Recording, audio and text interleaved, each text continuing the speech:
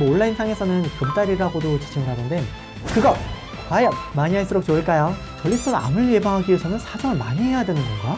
이 이론이 정말 맞는 것일까요? 안녕하세요. 근거를 알려주는 의사 그날의 김희입니다. 그것 과연 많이 할수록 좋을까요? 오늘은 사정횟수와 건강의 관계에 대해 알아보려고 하는데요. 사정이 건강에 미치는 모든 영향을 전부 다 알아볼 수 없으니까 사정과 밀접하게 관련이 있는 기관인 전립선, 그 중에서도 생존과 가장 밀접하게 관련이 있는 전립선 암에 대해서 알아보도록 할게요. 온라인에서 찾아보면은 사정을 많이 할수록 전립선 암의 발생 위험이 적어지기 때문에 사정을 하지 않는 행위, 온라인상에서는 금딸이라고도 지칭을 하던데 이게 전립선 암에 나쁘고 좌이나 성관계가 많아질수록 전립선 암에 좋은 것처럼 적혀진 글들도 있는데요. 심지어 이런 글들에서 근거 논문까지 보여주더라고요. 이 내용들을 언뜻 보면은 전립선 암을 예방하기 위해서는 사정을 많이 해야 되는 건가? 이렇게 생각이 들 수도 있어서 정말로 이제 맞는 얘기인지 팩트 체크해 보도록 할게요. 사정을 많이 할수록 전립선 암이 줄어든다는 주장의 원리를 보면 사정을 많이 할수록 전립선 암의 원인이 될 수 있는 구형상 파열을 저해하는 것과 전립선 내장이 전립선 암의 발생과 관련된 결정질이 생기는 것을 줄일 수 있다는 것이에요. 한마디로 사정을 많이 하면은 발암물질의 생성이 줄어들고 또 빠져나간다는 것인데요. 이 이론이 정말 맞는 것일까요? 이와 관련된 연구에서는 사정횟수와 전립선 암은 관련이 없다 혹은 관련이 있다 두 가지 주장이 모두 있어서 각각 확인해 보도록 할게요. 팩트체크 1. 사정횟수와 전립선 암의 발생은 상관이 없다는 주장. 2000년에 자만한 유명 학술지 실험 논문으로 1996년부터 2008년 동안 4280일 때 약 3만 명이 넘는 의료인을 대상으로 전립선 암이 얼마나 생기는지 코드 연구라는 방법으로 관찰했는데요. 연구를 시작하기 앞서 20대 때, 40대 때, 그리고 연구 시작 전에 각각 한 달에 사정을 몇 번 하셨습니까? 하고 물어보고 연구를 시작했어요. 그렇게 8년만 지나자 40대 때 연구 시작 전 사정을 한 횟수가 한 달에 4에서 7회일 경우보다 21회 이상일 경우에 전체 전립선 암의 발생과 전립선 내에 국한된 암의 발생이 줄어들었어요.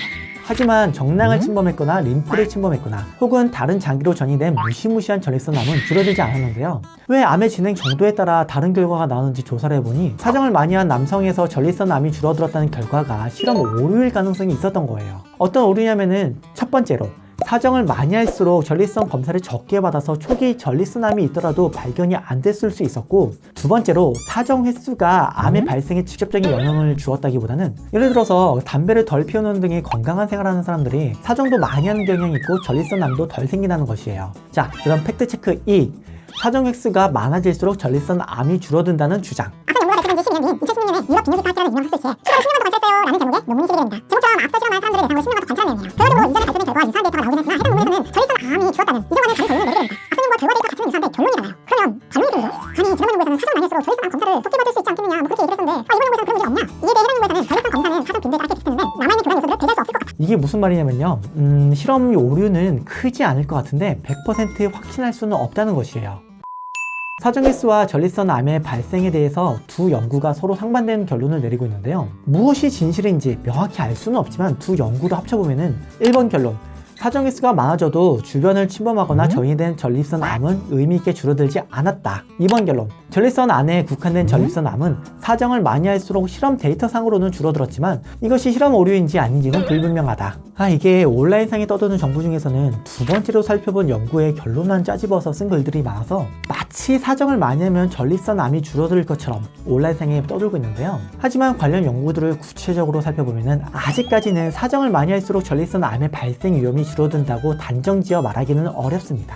전립선 암의 예방을 하기 위해서는 아직 검증이 덜 된 방법인 사정을 많이 하는 방법보다는 전립선 암도 다른 암과 마찬가지로 조기 발견, 조기 치료가 중요하니까 전립선 암의 발생 위험이 높아지는 50대부터는 주기적으로 전립선 검사를 받아보시는 것이 좋겠죠? 오늘도 재밌게 보셨다면 구독과 좋아요 부탁드리고요. 제 인스타그램과 닥터에비던스도 놀러와 주세요. 감사합니다. 여기까지 근거를 알려주는 의사 그날의 김영이었습니다.